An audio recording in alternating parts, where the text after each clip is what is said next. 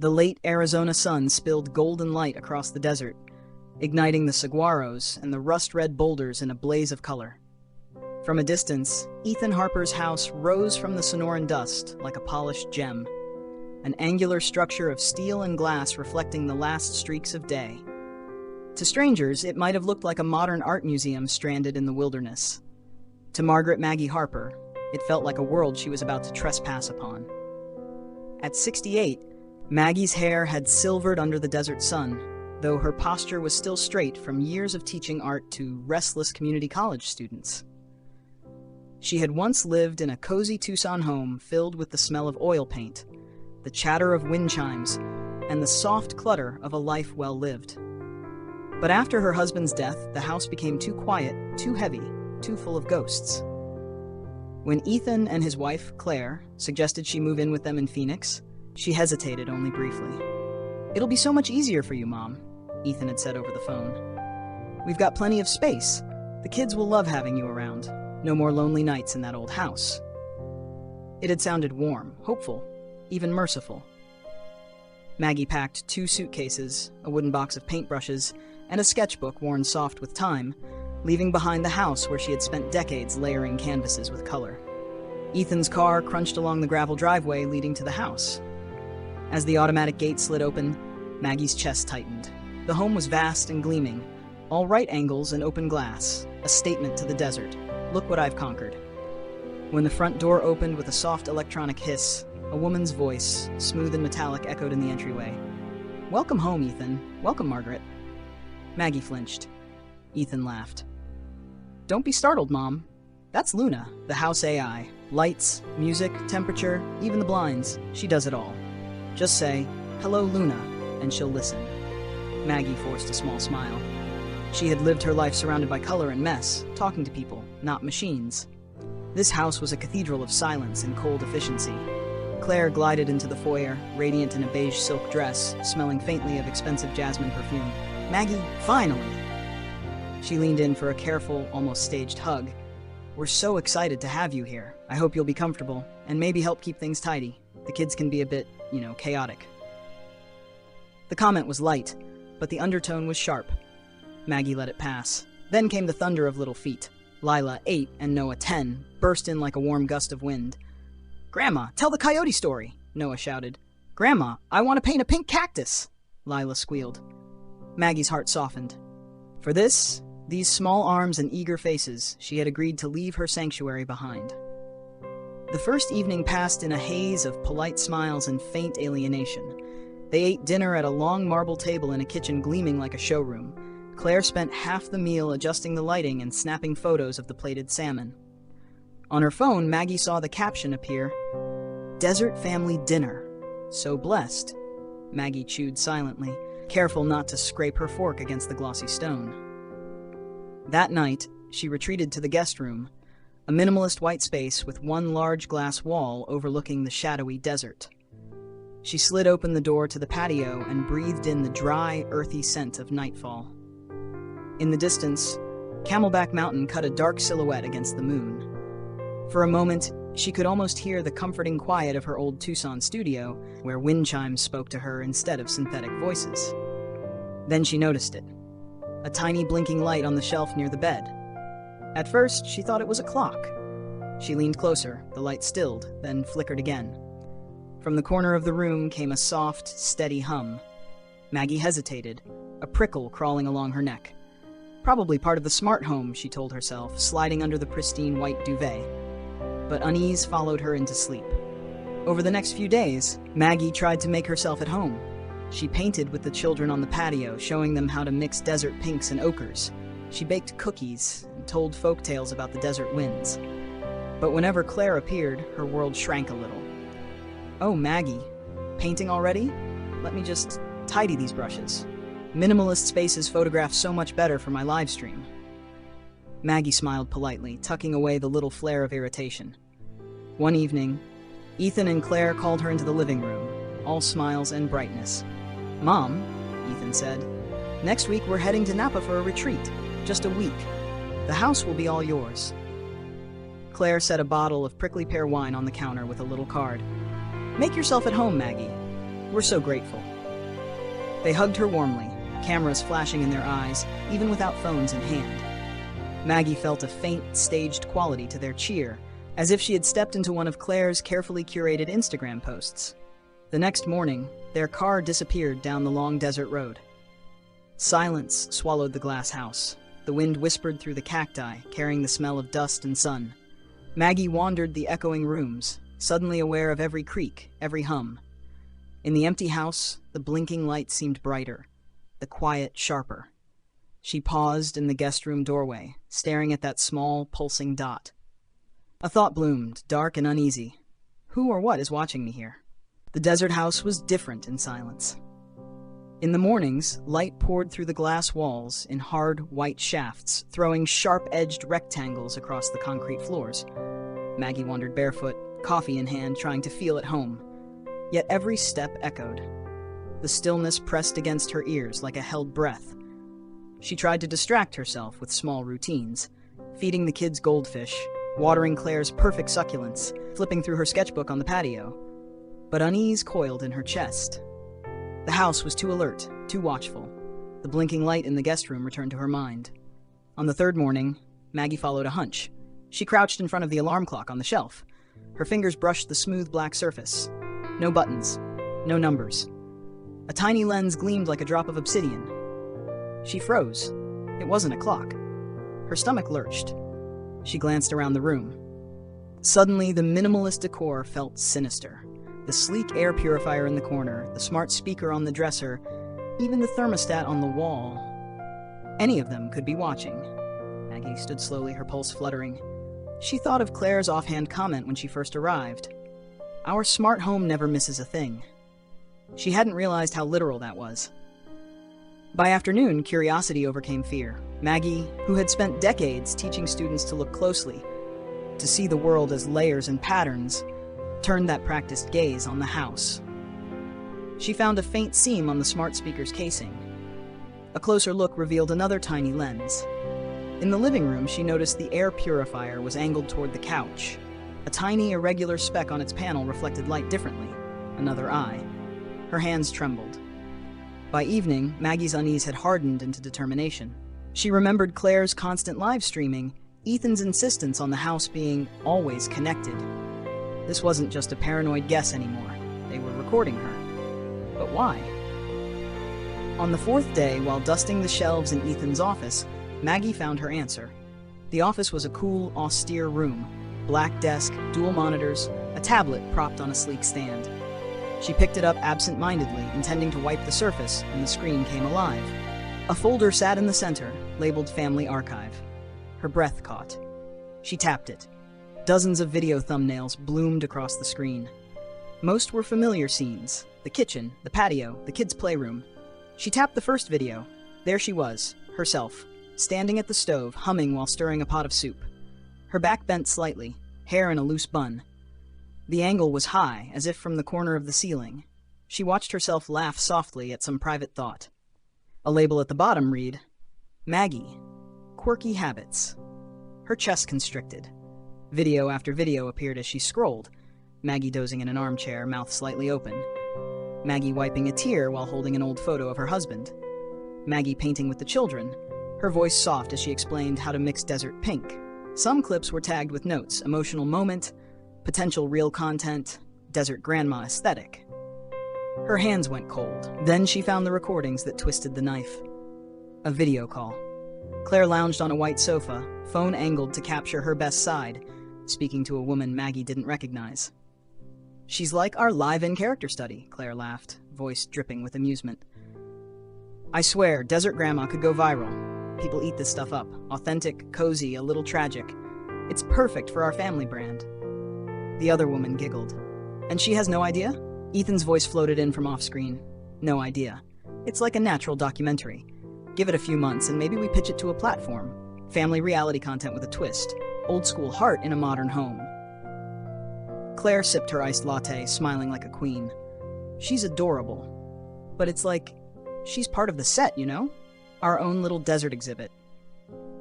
Maggie sat frozen, the tablet heavy in her lap. They weren't just watching her.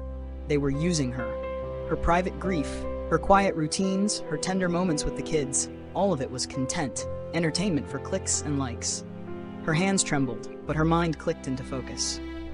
Years of teaching art had taught her patience, precision, and the power of silent observation. Rage surged through her, but she swallowed it down. She would not give them a scene. Instead, she began to plan. That night, the desert wind rattled the glass walls. Maggie moved through the house in deliberate silence. She studied the angles of the cameras, their blinking eyes. One by one, she tilted them slightly off course, toward blank walls, toward the ceiling. She set a bowl of water in front of the air purifier to reflect light and distort its view. She draped a bright scarf over the guest room shelf, as if casually decorating. In the kitchen, she left a note propped against a vase of artificial flowers. The desert sees everything. By the time she returned to the guest room, the house felt less like a predator and more like a stage. Maggie sat on the edge of the bed, staring straight into the small black lens on the shelf. "I came here to be family," she said softly, voice steady. "Not a prop in your show. I'm done playing your game." She pressed record on her phone, capturing herself speaking into the void. Her message would find its way to the right eyes, but on her terms. The next move would be hers. The desert night hummed outside the glass walls, but inside the Harper mansion, a new kind of stillness took hold. Maggie Harper moved through the house like a shadow, a quiet resolve settling in her bones. She had spent her life teaching others to see, to notice the subtle curve of a saguaro, the way light clung to the edge of a rock at sunset. Now she turned that sharp vision on her son's house, on its hidden eyes and silent betrayals. She wasn't going to scream or storm out. That would be Claire's script, not hers. Maggie had something else in mind. The next morning, she slipped into a routine that felt almost ordinary. She baked cinnamon rolls for the kids' breakfast, though the kids weren't there. She watered the succulents lined up like soldiers in Claire's spotless kitchen. She even hummed an old folk tune, knowing the microphones might catch it. But every move had a purpose. First, she made a quiet circuit of the house, subtly repositioning cameras. In the living room, she turned the air purifier just enough to make the lens face a blank wall. She left the kids' playroom tidy, a lone stuffed coyote staring straight into the corner where she knew a camera hid. On a piece of watercolor paper, she painted a rough desert sunset, fiery oranges bleeding into purple shadows, and pinned it in front of the smart speaker. It wasn't to block it completely. It was to stare back. By midday, Maggie returned to Ethan's office, her heart steady now. She slid a fresh USB stick into the tablet, copying every file from the family archive folder. Each video, each clip, each labeled moment was a brick in the wall of betrayal she was building for her defense. When the transfer finished, she tucked the USB into the pocket of her old denim jacket. Then she sat at the desk and opened a blank note on the tablet. Her fingers hovered over the screen before she began to type. "I came here for family, not to be your exhibit. I will not be your content. I am not your desert grandma." She saved it, closed the tablet, and exhaled slowly. That evening, she called Rosa. Rosa was a friend from her Tucson days, a retired lawyer with a voice like sandpaper and a spine of steel. They had survived PTA committees and the loss of their husbands together. "Rosa," Maggie said quietly into the phone, "I need your help, and your discretion." She explained everything, the cameras, the videos, the call she had overheard. She described the folder of evidence now copied onto her USB drive. Rosa didn't interrupt. When Maggie finished, there was a low whistle on the line. "They've been using you," Rosa said flatly. "But you've got them, sweetheart. Don't blow up yet. Make them pay for this." "That's what I was thinking." "Good. Document everything. Screenshots, photos, timestamps, and then we'll draft something they can't ignore." Maggie ended the call and began her quiet work. She photographed every camera she found, zooming in on the lenses. She took screen captures from the tablet, labeling each with the date and time. Then she emailed everything to Rosa, including a link to the private cloud folder where she had uploaded her own recorded message to the camera. "If anything happens to me," she had written in the email's subject line, "you know what to do." The following days turned into a silent performance. She cooked, she cleaned, she painted, but every gesture was intentional. She angled mirrors to catch camera reflections, draped scarves over shelves, and left cryptic notes around the house. The desert keeps its own secrets. Some eyes can close when they choose. I see what sees me. She imagined Claire watching from Napa, her polished smile faltering as the house turned into a gallery of defiance. One night, Maggie sat cross-legged in the living room, a canvas spread before her. She painted a saguaro in silhouette against a blood-red sky. Then, in bold white strokes across the bottom, she scrawled, "Not your story." She propped it against the wall, angled perfectly toward the camera she hadn't disabled. After cleaning her brushes, she poured herself a glass of prickly pear wine and sat on the patio under the desert stars. Coyotes yipped in the distance. The house behind her glowed faintly, a glass cage she no longer feared. Her plan was nearly complete. On the morning of Ethan and Claire's return, Maggie felt an unexpected calm. She had packed her essentials into 2 suitcases, her denim jacket with the USB drive hung by the door. Before leaving the guest room for the last time, she stood in front of the little black lens on the shelf. "You turned my life into a story for strangers," she said softly. "But this ending belongs to me." Then she unplugged the device and left it face down on the bed. By the time the sun reached its zenith, the desert wind had shifted. Maggie sat in the courtyard, coffee steaming in the cool morning air, waiting for the sound of tires on gravel. The silent game was over. The confrontation was next. The desert morning was sharp and clear, the sky a pale, endless blue.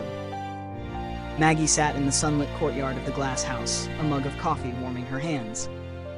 She had chosen the seat deliberately, facing the driveway, framed by potted succulents Claire had placed for aesthetics rather than life. The wind carried the dry scent of mesquite and the faint rustle of cholla cactus spines. From here she could see everything, and they would see her first. The distant hum of tires on gravel broke the silence. Ethan's sleek black SUV rolled up the driveway like a beetle under the blazing sun. Maggie didn't move. Her heart thumped, but her face was as still as the desert stone. The car door opened. Ethan stepped out in his tailored polo and sunglasses, grinning automatically, as if he'd rehearsed it. Claire followed in a flowing cream jumpsuit, her hair perfect despite the road dust. Her phone was already in hand. "Mom?" Ethan called, his voice artificially bright. "How was your week?" Maggie lifted her mug and took a calm sip. "Eventful," she said. Claire laughed lightly.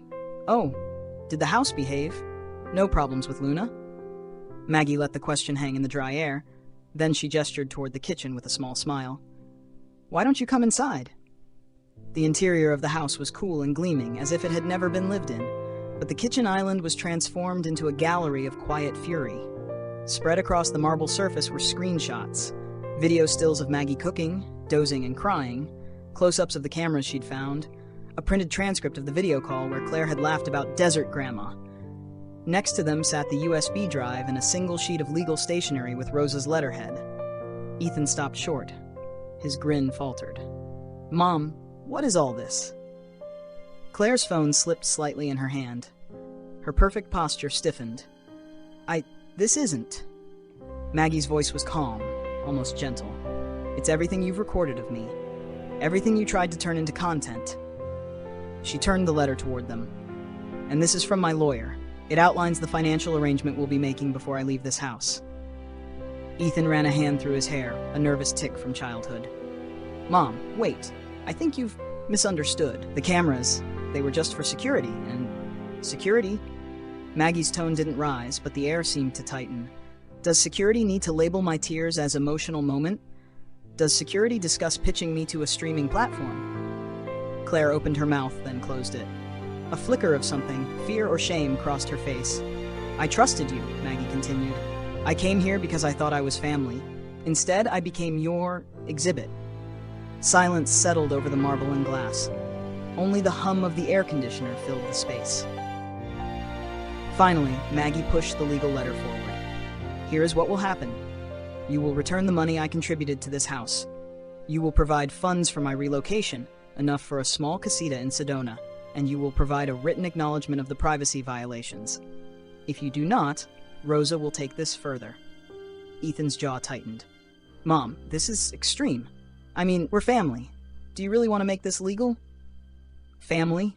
Maggie repeated softly. Doesn't turn your grief into a reel for likes. Claire's shoulders slumped, and for the first time, the sheen of social media charm cracked. We thought it was harmless. People love authentic family content. I didn't think. You didn't think of me as a person, Maggie said simply. Just part of your brand. Ethan's protest died in his throat. He looked at Claire, who avoided his eyes. Then he looked at his mother, sitting straight and steady, the desert sun catching the silver in her hair through the glass wall. What do you want us to do? He said finally, voice low. I already told you. Maggie's tone was soft, but unyielding. Sign the agreement. Transfer the funds. I will be gone by the end of the week, and I will take my life back. They signed 2 days later. There was no argument, no final outburst, just the scratch of pens on paper, the muted clicks of digital transfers. Maggie packed the last of her belongings into her suitcases. Before leaving, she walked through the glass house one final time. The blinking lights were gone. She had unplugged the cameras and left them in a neat row on the kitchen counter. On the living room wall, her last painting remained. A saguaro in silhouette against a blood-red sky, white letters scrawled boldly across the bottom, "Not your story." She left it there without a word. When she stepped out into the sunlight, the desert wind greeted her like an old friend. Her car was packed, her heart was steady. She didn't look back as she drove north, toward Sedona and the Red Rock horizon. The confrontation was over, but her new life was just beginning. The first evening in Sedona tasted like liberation. Maggie Harper stood in the courtyard of her new adobe casita, the warm terracotta tiles cool beneath her bare feet. The setting sun poured molten gold over the red rock formations, their jagged silhouettes rising like ancient guardians against the sky. The air smelled of juniper and wild sage, and when the winds shifted, she swore she could taste the faint sweetness of desert blooms. Her new home was modest, 2 rooms and a tiny studio, but alive with color and character. Clay pots lined the windowsill. A turquoise wind chime tinkled softly in the evening breeze. In one corner, her easel waited, already stained with new beginnings. She exhaled slowly, feeling a weight lift that she hadn't realized she'd carried for years. For the first time in months, there were no blinking lights in the corners, no subtle hums of machines tracking her every move. The walls didn't judge her. The air didn't listen. She was unobserved. She was free. The days unfolded like a slow watercolor painting. Maggie filled her casita with life, her life. She unpacked her husband's old books, placing them by memory instead of order, the way she always had. She set up a small pottery wheel in the corner, spinning clay with unpracticed but joyful hands. She painted the red rocks at sunrise, capturing the moment when the first light struck the cliffs and set them aflame. On the 3rd morning, she picked a ritual, stepping into the courtyard with a cup of prickly pear tea, facing the sky and simply watching. Coyotes trotted along the ridge, a raven wheeled overhead. No lens, no algorithm, no audience. And she smiled. One weekend, Lila and Noah came to visit. Ethan drove them up, silent and subdued, while Claire stayed in Phoenix, busy with her endless brand refresh. The children ran through the small courtyard, their laughter echoing off the red stone. Lila's hands were soon smeared with blue paint. Noah wore a crown of wildflowers he insisted was desert armor.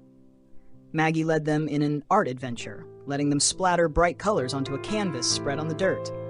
"Grandma, is this going to be on the internet?" Noah asked with a mischievous grin. Maggie chuckled, rinsing his hands in a bowl of water. "No, sweetheart, this is just for us. Some things are too special to share." Noah nodded, as if absorbing a secret truth. Lila leaned against her grandmother, smelling of sun and paint and the freedom of being uncurated. In the evenings, Maggie wrote in a simple journal. She wrote about the silence of her casita, about the desert that had always felt like a friend, about the lessons she had learned from betrayal and solitude. She wrote about dignity, the quiet kind, the kind no one can take without permission. Sometimes she would glance toward the rocks and imagine the house of glass and angles down in Phoenix, still full of its silent eyes and cold light. She didn't hate Ethan or even Claire anymore. They were creatures of a world she had left behind, a world that mistook visibility for love. Her world now was wind and stone and brushstroke.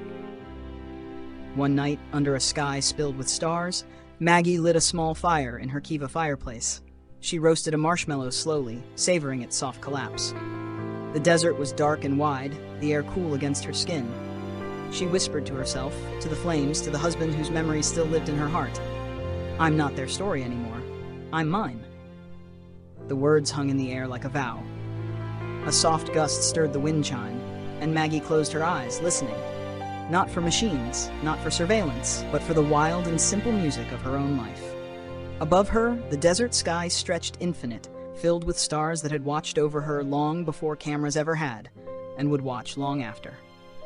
Maggie smiled and dipped her brush into a cup of water, ready to capture tomorrow's sunrise on canvas. The last chapter of someone else's story had ended. Hers had just begun.